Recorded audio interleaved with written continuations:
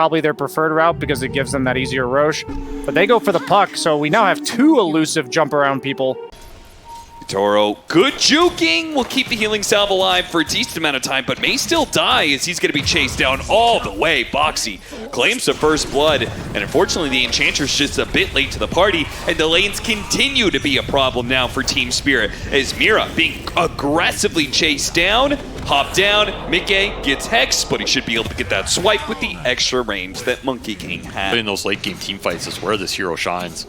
And mid just pretty much as good as you're going to get against Nisha here. So Lifesteal going to be able to outdo it here. Oh, the magic wand pops, but you get done with Collapse's net worth here. It's not an item that's easy for Liquid to deal with outside of a good Tombstone fight. They're going to try and burst and Boxy lands a blast off. Can they get the follow-up here? Laurel going to have our time. Yeah, they just too much. He committed there. He jumped to his orb, used the Waning Rift, so much of his mobility out the window. Liquid are able to get a big response. Now trying to slow down Miposhka. Look at this. Zai actually came all the way over from that bottom lane. That's what he wants to do. He wants to use his momentum to gain advantage right now, invade Liquid side of the map, find the Leshrac in the river.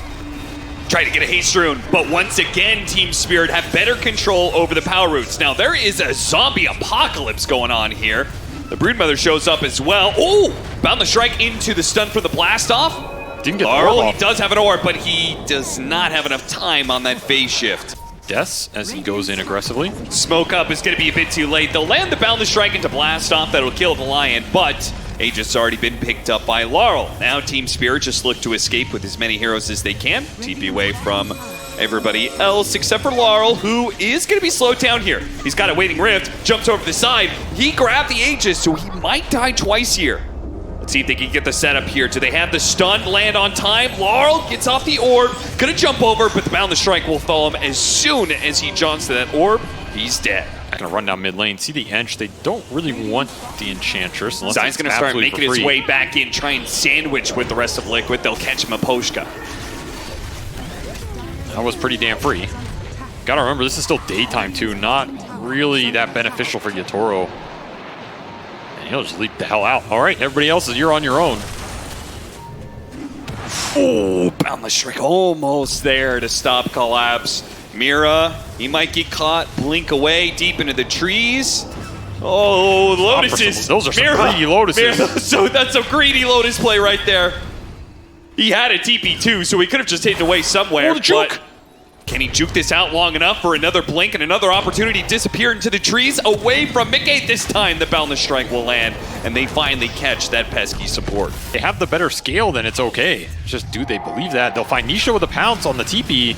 There's so many Liquid heroes around. It's going to be a little bit scary. They get him inside the Tombstone. Utoro's going to use the Shadow Dance to try and clear through that Tombstone, but Nisha now pops out with a Bloodstone. He's going to get some big heals. In fact, they blast off, landed onto Utoro. He's working with the Depth Shrouds, but eventually he's going to run out. The Coil, they're just going to have to get away from this in the time that they can. It's just not long enough. They go back in for the kill on Nisha, and Nisha will take out. Thankfully, the poison damage there, Laurel was able to deliver it, gets that kill. Is he going to get away? Another Scythe Device is up in a second. They're kiting him It's out. actually Liquid that need to get away from this engagement now. Yatoro Zai's left alone. Yatoro is healed back up, and he's ready to go. BKB tried to go for the Scythe onto Laurel and get that kill. It doesn't last. The pounce, it's not going to be able to catch Zai just yet. Does he have another one coming up? Can he land this one? He does land it. Mickey's here, though. They turn around. Oh, Zai does die. Mickey's going to go for the kill on Laurel. A one-for-one trade-off. Yatoro trying to get away, out of sight, out of mind. If he can do it, the nighttime vision might just help him do so. He jukes back the other direction. Got to be careful with that lifesteal, though. Can't fight Mickey.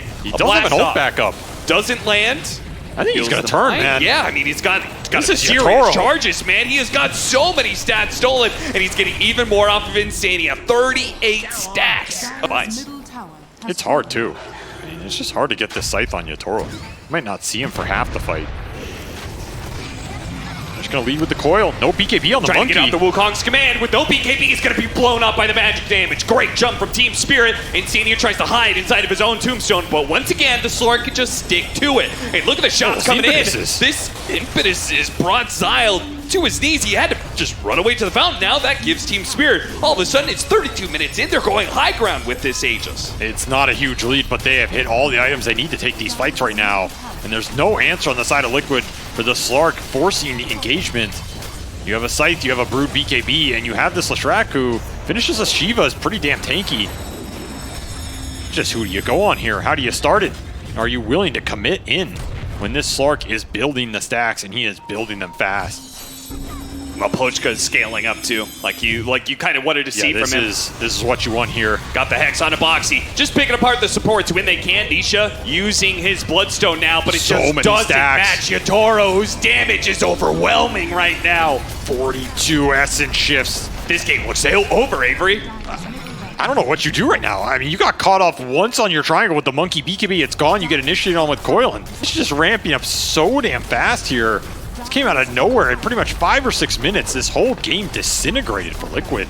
And that is going to be a second lane with this Ancient Rumblehide to boost up the accuracy. Not that he needs it, as there's no evasion to even have to cut through here. Trying to juke these pounces. Boundless Strike does a decent amount of damage to the back line. The Lion took a good amount of damage, but not like Liquid can push forward when Yatoro is standing in their way. Find Team Spirit's position. They might not expect this angle. The Scythe being used onto the Enchantress. Yatoro is like, okay, now it's my turn to strike.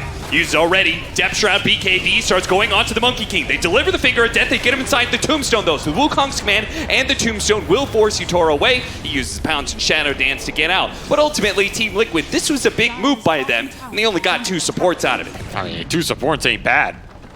It's also a BKB out of Yatoro on top of that old shard.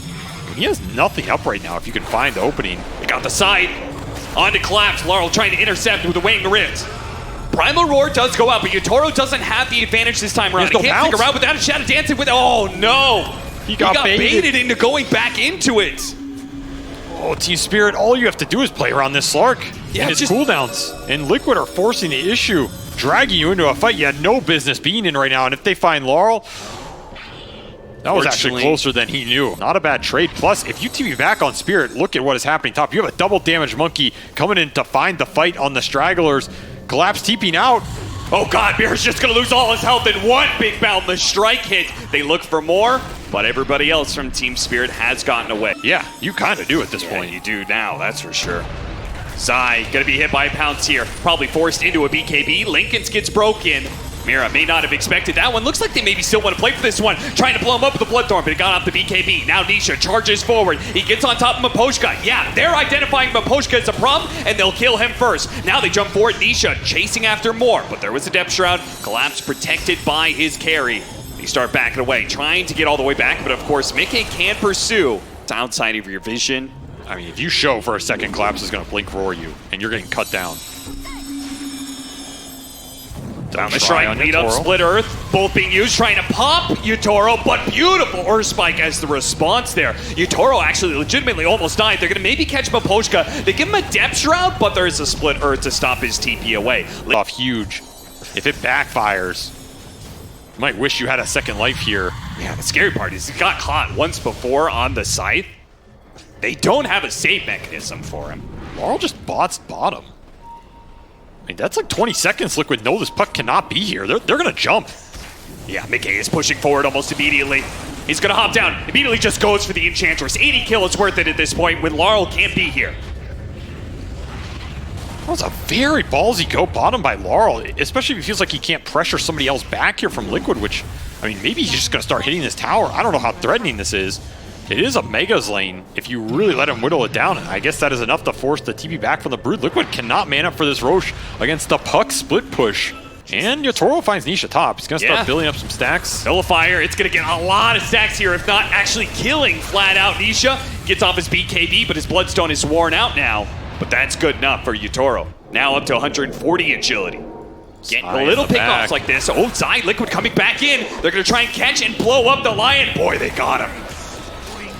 Spirit we're setting up on, and they're waiting for you to come through the gate. They're begging for it right now. Oh god, this is gonna be scary. They're gonna take it. They're going through this gate, and Yatoro. Oh no, they sent the spiders. Okay, spiders first, Boxy second. Nullifiers gonna be first. Now the Monkey King goes through with the Broodmother. They get off the Wukong's command over the side. They're just gonna try and stand and fight underneath this one. Not that Yatoro cares. He's got a Shadow Dance to work with. Laurel and Mapochka keeping their distance. Zai, he's just a little bit too far forward, and Yatoro takes advantage of that. He has racked up the agility. He's laying into Mickey. Mickey hops away with the Boundless Strike, but it won't get him far enough away. The Slark is just striking down everyone, man. 296 agi. It's absolutely out of control as this ballsy gate play I guess they sent the Broodlings in, didn't see anybody, and said coast clear. It was definitely not clear.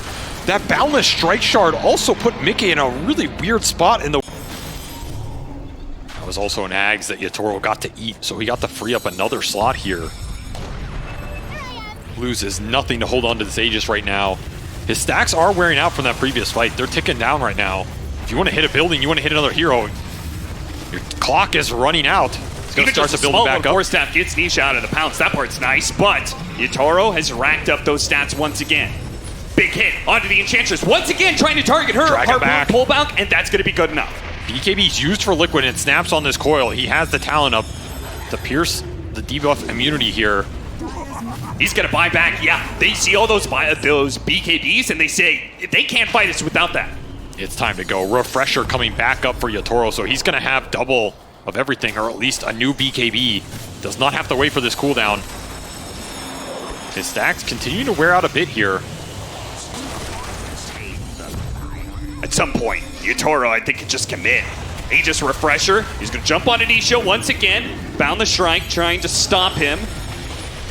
Split Earth, waiting for it, but he got the Dark Pact, but he already got away. Yatoro doesn't get hit by that stun, and they're losing buildings fast. Yatoro is creating so much space for the rest of his team, and they might even kill Nisha. In fact, he may be killing Boxy as well, but they're both going to pop out. Meanwhile, the back line looks like the Monkey King jumped in, but he got wrecked by Maposhka. No chance in hell. Your Glyph is absolutely gone as well, so that'll be guaranteed Megas. It's just a question of, does this game end right now in Yatoro's hands? He has rebuilt the stacks, 200 plus more Agi. They cannot handle this. Liquid know it too. They call it.